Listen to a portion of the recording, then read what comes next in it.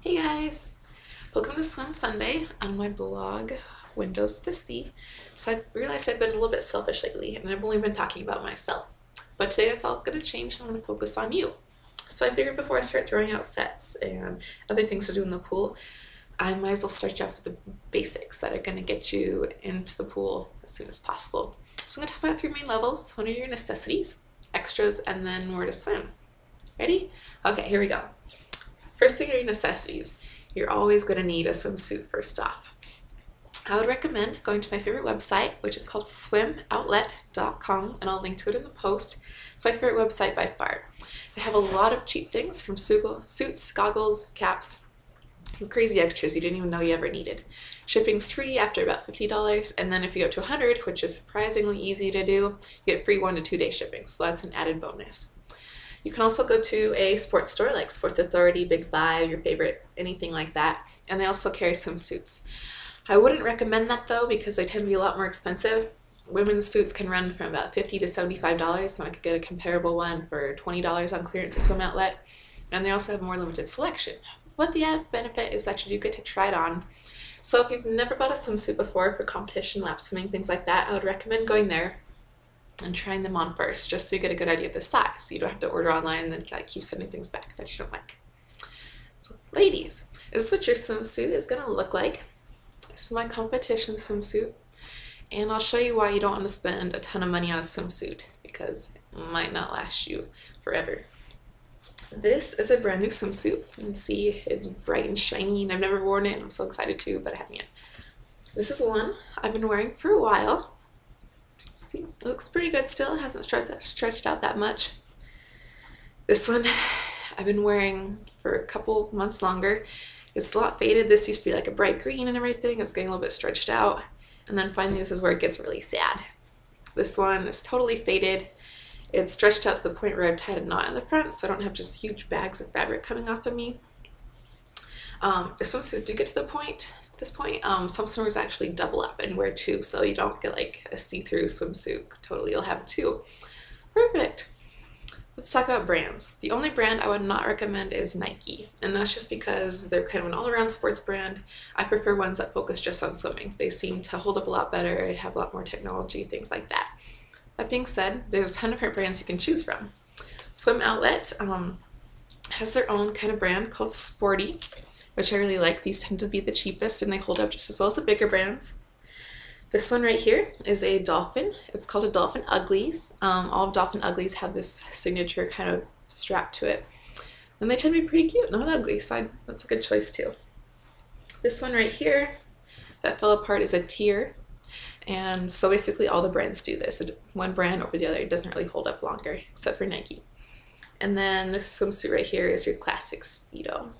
Yeah. So as far as sizing goes for ladies, you're going to have to fit your torso more so than your body length. That's at least my biggest problem. You'll find a good suit when you can barely get into it, especially for competition suits. You want them a lot slimmer. Those actually tend to hold up better too, the tighter they are. You'll notice if it's tied around your legs, that's where it tends to be like the less faded out, things like that. And actually the first part where it starts getting kind of weird and like silicone, like the things in it that makes it stretchy, it's like coming out, it's around your belly button where you actually don't have like skin against it to kind of keep it tight and everything. When you get on a swimsuit, good tightness for your torso is if you can pull out your straps to your ears. Yep, I don't know that. That's just rule of thumb we go with. Okay, so now guys, your turn. You have more options than us ladies do.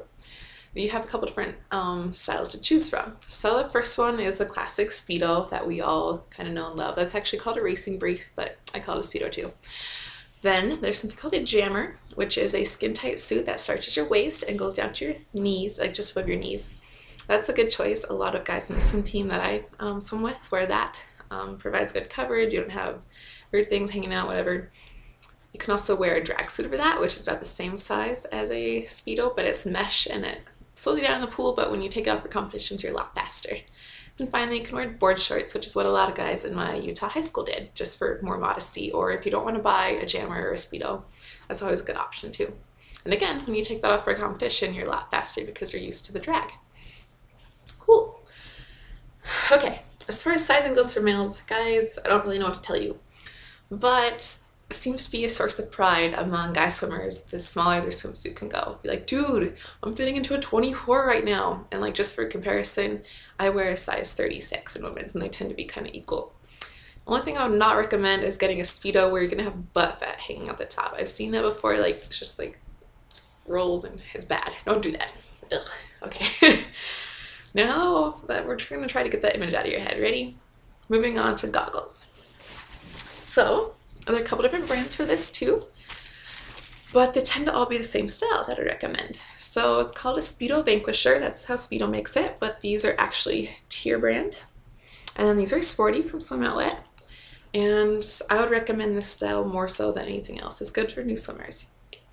As far as fit goes, now the way you change how your goggles fit is through this nose piece right here. All goggles come with about 3 or 4 different sizes, and you just pop it out and pop a new one in. And you know it fits well when you can press it onto your eyes just very gently. For lap swimming, you don't need like to just shove it on, and it'll stay on there. Like, whoa, cool. Okay. Something else you need to pay attention when you're buying goggles is the tint on them. As you can see, this one's kind of clear and see-through.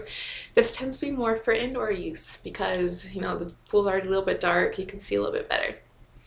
These ones right here have a dark tint, and they're better for outside when you're swimming and you're like, hey, I'm being blinded while I'm breathing. It's bad. I actually prefer the dark tint inside because I like to intimidate my competitors, and you can't really do that when you have big bug eyes. So see, you can just like press them on. Yeah, very intimidating. Okay. Now, another thing that you might need in the pool when you're swimming is a swim cap.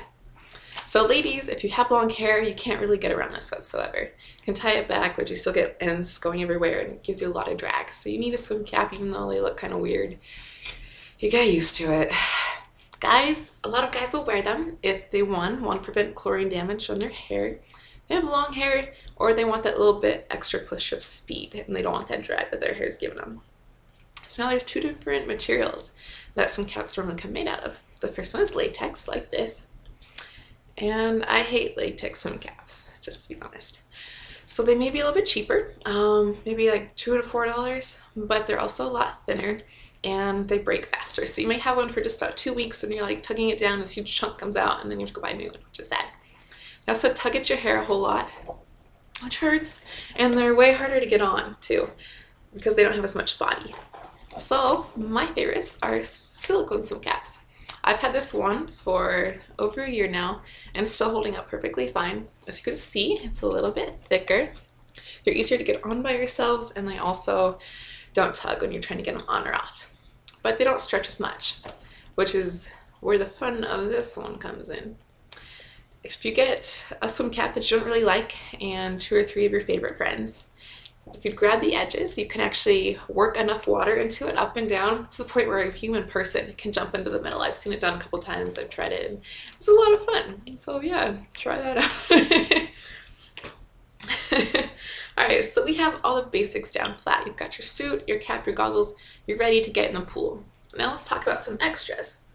So every day at swim practice, my team uses kickboards as well as pool buoys. Kickboards, I'm sure you've seen the big foam things that you just rest on. You can kick back and forth. It's a good way to work out your legs and practice your kicks. We also have pool buoys, which are like foam, styrofoam pieces, things that you just stick in between your legs. You hold them together, and that reminds you not to kick, and also supports your leg weight, so you can use all your arms to get in there and practice your pool. A couple things I have are paddles, like this, which you'll just stick your hand into, and then use it to catch the water. You go a lot faster, but it's also a lot harder arm workout. I also have ankle weights like this. This one is about 2.5 pounds, and so 5 pounds total. I would not recommend this for beginners because I almost drowned when I'm wearing them, and I've been swimming for a very long time, but it is something kind of neat and gets you into shape a lot faster. There's also things like flippers, especially ones that are made for specific strokes, like breaststroke. They have weird curves to them and stuff. And there's also snorkels, including ones that go like over your head so you don't have to worry about like breathing to either side. All these things that I've talked about are ones that are gonna like switch up your workout. So when your body's getting used to something specific and you want to like burn more calories, it's a good thing to go to, or just to switch up your pool routine because things can get boring. Okay, now you've got everything you could ever want to swim in the pool with, but where do you swim? So if you do like pool swimming and maybe not open water swimming, I'd recommend going to a gym and checking out their pool first before you sign up. Because remember, you're going to have to spend hours and hours and hours staring at this pool bottom while you swim, so you gotta love it. Make sure there's bright light, doesn't smell too badly of chlorine. Make sure the pool's clean most of all. I swim in pools before there's like a layer of dirt across the bottom and you don't want to swallow that water, but it happens and then you're like, oh, I can't believe I did that. It's sad.